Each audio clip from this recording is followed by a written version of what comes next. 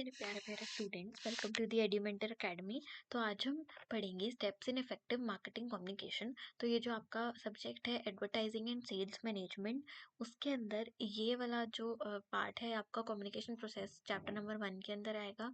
And ये part 2 बना रही हूँ मैं। अगर आपने पार्ट 1 नहीं देखा है तो आप उसे भी देख सकते हैं, आपको बहुत अच्छे से समझ में आएगा। तो आज हम ये वाले टॉपिक को बहुत ही मज़े से समझेंगे एंड हम इसको एक अमूल आइसक्रीम के एग्जाम्पल के थ्रू समझेंगे, तो आपको बहुत इजीली समझ में आएगा ये। तो चलिए करते हैं स्टार्ट। तो सबसे पहला स्टेप क्या होता है एक मार्केटिंग कम्युनिकेशन का। सबसे पहले बात करते हैं कि मार्केटिंग कम्युनिकेशन क्या होती है, इफेक्टिव मार्केटिंग। तो अगर हमें किसी भी प्रोडक्ट को अपने कस्टमर्स को बताना है तो हम उसको किस तरीके से बताएंगे, हम मार्केटिंग करेंगे उसकी, कैसे एडवर्टाइजिंग करेंगे, तो वो किस तरीके से करेंगे, उसमें क्या क्या स्टेप्स इन्वॉल्व होंगे, हम उसके बारे में आज पढ़ने वाले हैं। तो चलो, सबसे पहला स्टेप है identify the target audience and characteristics. अब इसमें क्या है कि सबसे पहले आपको पता तो होना चाहिए ना कि कौन आपका प्रोडक्ट लेगा और वो क्या चाहता है, आपके प्रोडक्ट में क्या होना चाहिए। ठीक है, so first the company decide who will by the product, right. कि अगर सपोज हम अमूल आइसक्रीम का एग्जांपल ले रहे हैं, तो हमारे एग्जाम्पल में अमूल न्यू चॉकलेट आइसक्रीम किस लिए है, बेसिकली हमारे किड्स के लिए, क्योंकि बच्चों को सबसे ज़्यादा आइसक्रीम अट्रैक्ट करती है, टीनेजर्स के लिए एंड यंग एडल्ट्स के लिए, राइट। क्योंकि इनको ज़्यादा आइसक्रीम अट्रैक्ट करती है कंपेयर टू सीनियर सिटीजन्स। तो उनकी जो मार्केटिंग स्ट्रैटेजी है और जो उनकी जो टारगेट ऑडियंस है वो सेटल्ड है कि हमें ये जो आइसक्रीम है वो हमें किड्स के लिए, टीनेजर्स के लिए एंड यंग एडल्ट्स के लिए बनानी है, राइट। तो उनके बेसिकली उनकी जो टारगेट ऑडियंस है वो बहुत यंग पीपल हैं जिनको चॉकलेट अच्छा लगती है और आइसक्रीम्स अच्छी लगती है। तो टारगेट ऑडियंस बेसिकली क्या होता है, एक स्पेसिफिक ग्रुप ऑफ कस्टमर्स होता है जो कंपनी चाहती है कि वो अट्रैक्ट हो, राइट।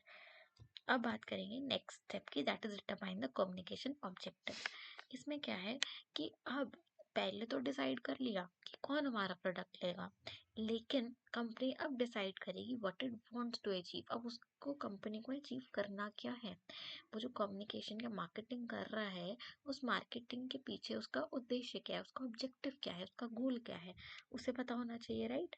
तो ये कैसे डिटरमाइन करता है, एग्जाम्पल अब अगर हम अमूल की बात करते हैं तो ये क्या कर रहा है, अवेयरनेस क्रिएट कर रहा है अमूल की, उसने नया चॉकलेट फ्लेवर निकाला है, इसलिए वो मार्केटिंग कर रहा है।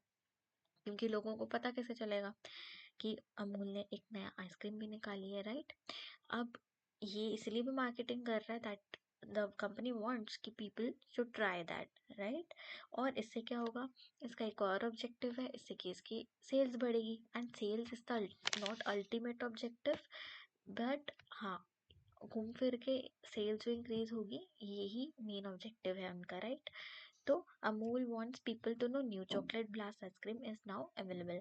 उनको चाहिए कि हाँ, लोगों को पता चले कि नई चॉकलेट आइसक्रीम अब अवेलेबल है तो वो ले सकते हैं। और इसमें ऑब्जेक्टिव का मतलब क्या है, बेसिकली इन्फॉर्म करना और परसुएट यानी कि कस्टमर्स को मजबूर करना कि वो उसके प्रोडक्ट्स लें। ठीक है, next is design the message. अच्छा, अब हमने पता कर लिया अपनी टारगेट ऑडियंस क्या है ना, हमने अपना ऑब्जेक्टिव भी सेट कर लिया कि हमारा ऑब्जेक्टिव ये है, लेकिन अब क्या है, हम मैसेज कैसे डिज़ाइन करेंगे, राइट। तो the company creates a message, वो ऐसा मैसेज क्रिएट करती है जो कि सिंपल हो, मतलब समझ में आ जाए इजीली अपने कस्टमर्स को, अट्रैक्टिव हो और इमोशनल हो। मतलब कि इमोशनल क्यों, क्योंकि कस्टमर्स उनसे कनेक्ट कर पाए। अब सपोज हम आइसक्रीम की बात करते हैं, ये क्या देता है message, double chocolate double happiness. अब यहाँ पर ये मैसेज क्या कर रहा है, हाईलाइट कर रहा है चॉकलेट के टेस्ट को कि डबल चॉकलेट यहाँ पर मिलेगी, राइट। एक एक्साइटमेंट कर रहा है कि ज़्यादा चॉकलेट और ज़्यादा एक्साइटमेंट मिलेगी, ज़्यादा हैप्पीनेस मिलेगी। और ये बहुत इजी टू रिमेम्बर है, कोई भी पढ़ेगा तो इसको बहुत इजीली याद हो जाएगा। तो ठीक है, तो ये इनके मैसेज के पीछे का वो है। और उन्होंने जिस तरीके से डिसाइड किया है तो यंग पीपल को तो ये चीज़ अट्रैक्ट करेगी ही करेगी। तो मैसेज को जो भी कंपनी डिसाइड करती है ना कि हमें मार्केटिंग में ये मैसेज डिज़ाइन करना है, तो वो जो मैसेज होना चाहिए वो उस तरीके से डिज़ाइन होना चाहिए कि वो उनके बेनिफिट्स पे फोकस करे, ना कि फीचर्स पे। कि अगर कस्टमर वो प्रोडक्ट लेगा तो उससे उसको क्या बेनिफिट मिलेगा। सपोज अगर हम टूथपेस्ट का एग्जाम्पल करते हैं, कोई भी टूथपेस्ट ले लो, कोलगेट ले लो, पेप्सोडाइन ले लो, तो उसमें अगर कस्टमर वो लेगा तो वो क्या, उसको क्या बेनिफिट मिलेंगे, उसको बेनिफिट मिलेगा कि जैसे उसके टीथ अच्छे हो जाएंगे, उसकी गम्स हेल्थ अच्छी हो जाएगी। तो ये सब उसके मैसेजेस में वो डिज़ाइन करेगा। तो कंपनी को क्या चाहिए कि वो बेनिफिट्स पे फोकस करे, उसके फीचर्स पे नहीं। नेक्स्ट इज, अब हमने मैसेज तो डिज़ाइन कर लिया, लेकिन अब हम कम्युनिकेशन चैनल डिसाइड करेंगे। कम्युनिकेशन चैनल मतलब कहाँ से मार्केटिंग होगी, कौन से चैनल पे होगी।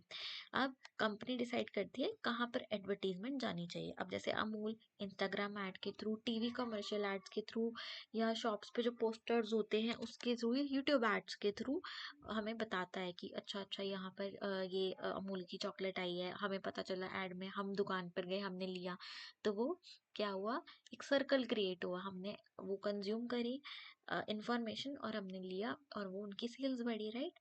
तो अब कम्युनिकेशन चैनल बहुत ज़्यादा मैटर करते हैं, क्योंकि आजकल ये बहुत पॉपुलर है, यूट्यूब, इंस्टाग्राम, ये सब। तो टीवी कमर्शियल एड्स तो हमेशा से यूज़ होती आ रही है। अब because young people use social media, अब उन्होंने ये क्यों चैनल यूज़ करे, क्योंकि जो यंग पीपल है ना वो सोशल मीडिया सबसे ज़्यादा यूज़ करते हैं, जैसे कि इंस्टाग्राम एंड यूट्यूब। तो ये दोनों भी बहुत अच्छी चॉइसेस हैं। तो मीडिया क्या हुआ यहाँ पे, ये वो प्लेटफॉर्म है जहाँ पर मैसेज भेजा जाएगा कस्टमर्स को, राइट। नेक्स्ट, अब मैसेज सोर्स। अब लेकिन मैसेज तो हमने बता दिया कि हाँ भाई इस चैनल के थ्रू हम भेजेंगे, ये मीडियम के थ्रू हमारा मैसेज जाएगा, लेकिन अब वो मैसेज का सोर्स क्या होगा, किसके द्वारा जाएगा, right. So the company chooses who will promote the product. अब कौन प्रोडक्ट करेगा, कहाँ प्रोडक्ट प्रमोट होगा वो तो पता चल गया, लेकिन अब कौन करेगा प्रमोट उसको। अब तो इसमें use a popular child actor, इसके लिए वो एक पॉपुलर चाइल्ड एक्टर को यूज़ कर सकते हैं, एक सोशल मीडिया इन्फ्लुएंसर को यूज़ कर सकते हैं, या हैप्पी फैमिलीज जो कि आइसक्रीम एंजॉय कर रही हैं उसको यूज़ कर सकते हैं। तो if a famous influencer Yeats Amul ice cream and says it's tasty, people trust it more. अगर कोई फेमस इन्फ्लुएंसर आइसक्रीम खा रहा है, फेमस इन्फ्लुएंसर जैसे कि मुंबई का निखिल हो गया, राइट, कैरी मिनाटी हो गया, या कोई भी ऐसा बंदा जिसको उन्होंने लिया, एंड अगर वो इनकी आइसक्रीम खा रहा है, दैट मीन्स कि वो आइसक्रीम बहुत अच्छी है। बिकॉज इन्फ्लुएंसर का मतलब ही यही है जो उन्हें इन्फ्लुएंस कर रहा है चीज़ों को लेने के लिए, राइट। तो सोर्स क्या है, ये वो पर्सन या एक करेक्टर है जो उनका मैसेज डिलीवर कर रहा है, राइट। तो ये हुआ हमारा नेक्स्ट पॉइंट।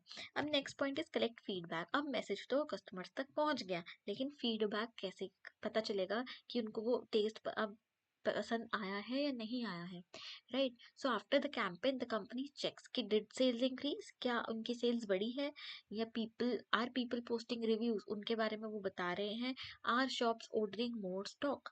तो ये पता चलेगा, right. So if sales increase, अगर तो सेल्स उनकी बढ़ी है तो मतलब हमारी कम्युनिकेशन जो प्रोसेस था वो सक्सेसफुल है। लेकिन अगर नहीं है तो वो अपना मैसेज चेंज करेंगे या फिर डिस्काउंट देंगे, राइट। तो फीडबैक क्या करता है, ये हेल्प करता है कंपनी को फ्यूचर मार्केटिंग को इम्प्रूव करने में। आया समझ में। तो हमारे यही 6 पॉइंट्स थे, लेकिन अगर आपको अच्छे से समझाने के लिए मैं एक और शॉर्ट रियल लाइफ एग्जांपल देती हूँ। जैसे कि सपोज करो कि सैमसंग ने एक नया फ़ोन लॉन्च किया, राइट। तो उसकी टारगेट ऑडियंस क्या होगी, ऑब्वियसली यंग प्रोफेशनल्स होगी उनकी टारगेट ऑडियंस, राइट। और उसका ऑब्जेक्टिव क्या है, अवेयरनेस क्रिएट करना। मैसेज उसका क्या होगा कि पावरफुल कैमरा पावरफुल परफॉर्मेंस, मतलब अच्छा कैमरा और अच्छी परफॉर्मेंस। अब वो किसके थ्रू बता सकते हैं, यूट्यूब के थ्रू, टीवी के थ्रू, ऑनलाइन ऐड के थ्रू। और एक सोर्स जैसे कि कोई टेक यूट्यूबर का रिव्यू अगर देगा उस फोन के बारे में, देन तो वो हिट जाएगा और people will buy it, right. Feedback कैसे पता चलेगा उनको, सेल्स रिपोर्ट के थ्रू एंड कस्टमर रिव्यूज के थ्रू। अब आपको इसको याद रखने के लिए ना एक सिंपल सी ट्रिक है। TOMMSF आपको याद रखना है। T means target audience, O means objectives, M means media, then M means media and source. तो बेसिकली आपको and F means feedback. So आपको टॉम्स अप करके याद करना है। That will be your tip for exam preparation. So that's for it guys, आज की video के लिए इतना ही था। अगर आपको अच्छा लगे तो लाइक करना, शेयर करना, और ऐसे एजुकेशनल कंटेंट को फन वे में याद करने के लिए सब्सक्राइब भी करना, और मुझे कमेंट सेक्शन में बताना आपको और कौन से टॉपिक्स पे कंटेंट चाहिए। Bye guys, meet you in the next video.